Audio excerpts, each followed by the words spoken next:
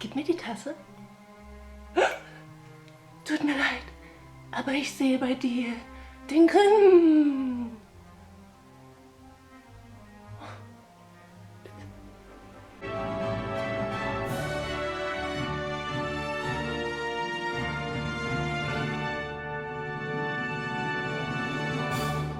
Meine Lieben, ich heiße euch willkommen zu Wahrsagen. Für das erste Projekt brauchen wir einen Porzellanstift sowie eine Tasse. Und der Rest ist mehr oder weniger einfach. Ihr malt euer Muster auf das Geschirr. Ihr könnt Schablonen für die Buchstaben verwenden, wenn ihr es braucht. Und tupft das T-Muster in die Tasse. Diese Tasse wurde mit einem Edding-Porzellanstift gemacht. Wenn ihr also diesen benutzt, dürft ihr das Geschirr dann leider nicht mehr mit Essen in Berührung bringen, denn es dient nur zu Dekozwecken.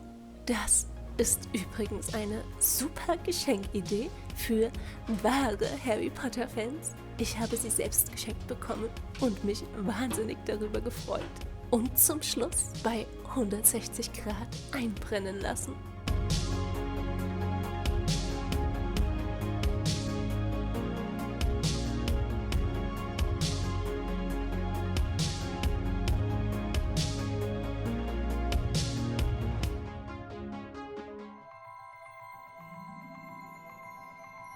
Und nun kommen wir zu unserem zweiten orientalischen Kissen, diesmal quadratisch. Wir brauchen dazu ein 60 x 60 Kissen, viele verschiedene Borten, bestenfalls viele verschiedene Stoffe, Quasten sowie einen 60er Nahtreißverschluss. Die Rückseite machen wir aus einem 60 x 60 Stück. Dann habe ich zwei größere Randteile gemacht. Ein größeres Mittelteil, 36 x 36 cm und insgesamt 10 12 x 12 cm Stücke. Je mehr verschiedene Stoffe ihr dafür nehmt, umso orientalischer sieht es am Ende aus.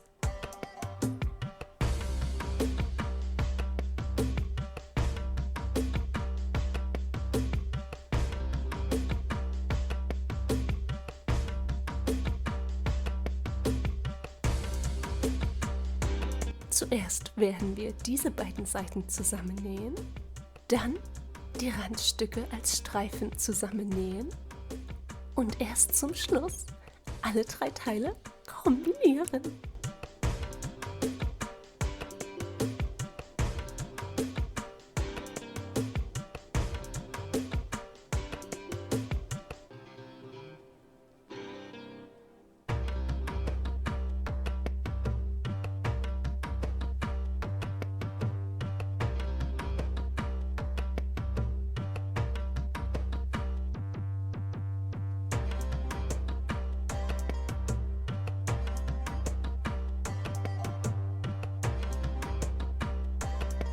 Und dann können wir alle zusammengenähten Seiten versäubern, sowie ringsherum um alle offenen Kanten und natürlich auch das große Rückenteil.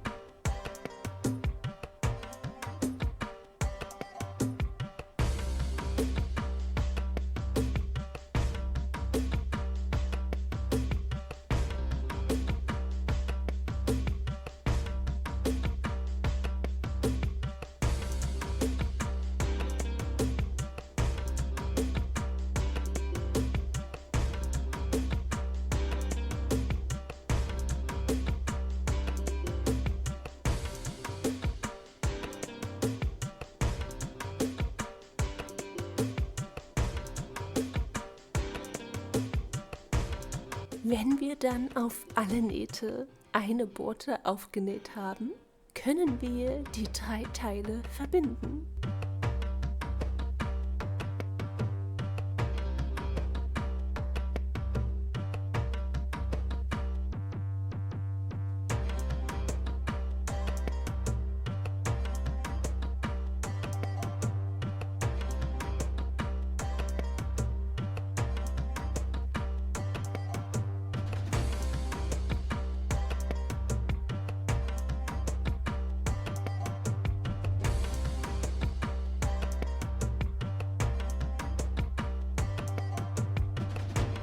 Und dann fehlt noch der Reißverschluss.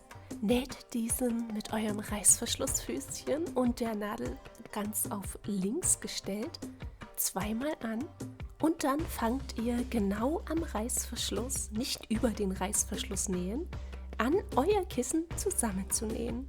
Wieder bis kurz vor dem Reißverschluss.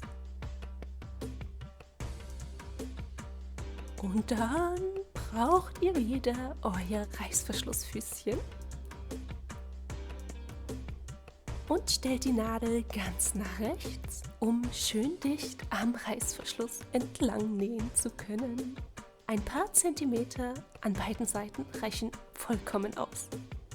Und nun fehlen noch die Quasten.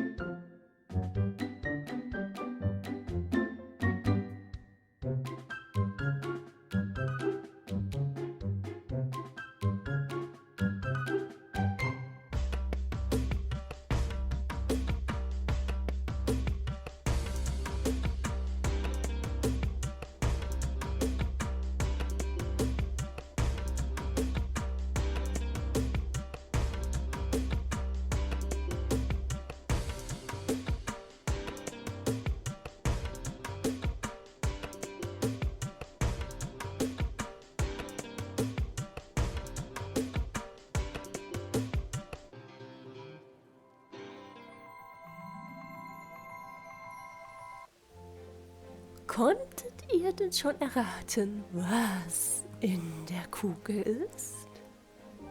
Ich zeig's euch später. Na, habt ihr schon eine Vision? Komm ein Stückchen näher. Schaut genau hin. Siehst du dort? Ach, macht doch nichts. Ich zeige euch nachher am Ende der Stunde, wie die echten Magier das machen. Es braucht nämlich viel Konzentration, Entschlossenheit und vielleicht auch ein wenig Talent. Also, um eine Kristallkugel herzustellen, brauchen wir zuerst wasserklar, wenig zauberhaft, nur damit das Wasser nicht kippt, etwas, um das Wasser zu färben. Ich habe hier einfach Lebensmittelfarbe genommen. Ein Schneekugelglas mit Sockel. Link dazu unten in der Beschreibung. Und ganz wichtig, destilliertes Wasser, kein normales. Und nun lasst die Magie beginnen.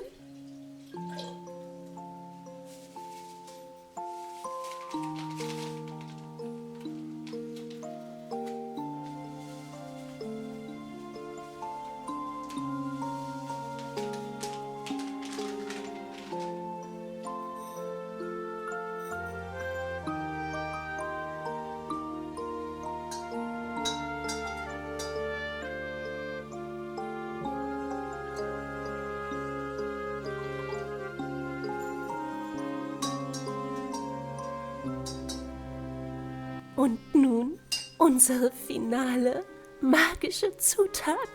Wundervolle, weiche Wolken. Muggel würden sagen, Watte.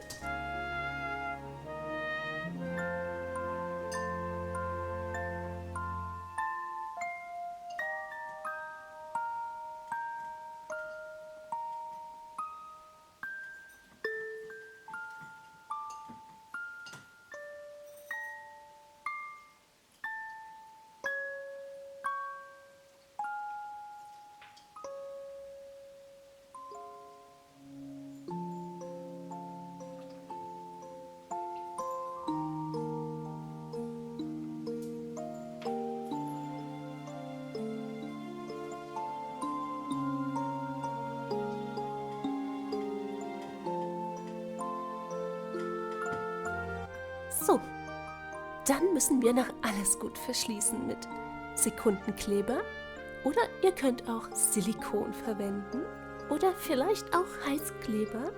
Aber ich hatte etwas Angst, dass das Glas platzt bei der Hitze. Füllt also so viel Wasser wie möglich in euer Glas und klebt es dann zu. Nachträglich noch etwas Wasser von der Seite einzufüllen, hat nicht komplett den Zweck erfüllt.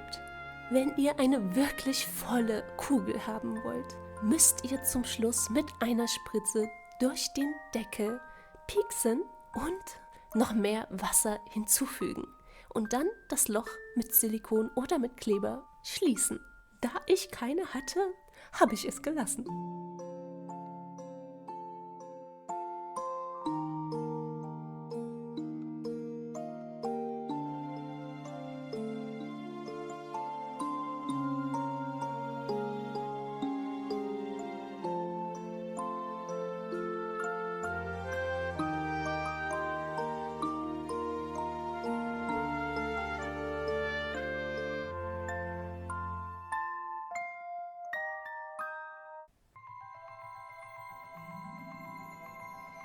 Ist euer Horizont nun erweitert? Ich denke schon. Ich sehe.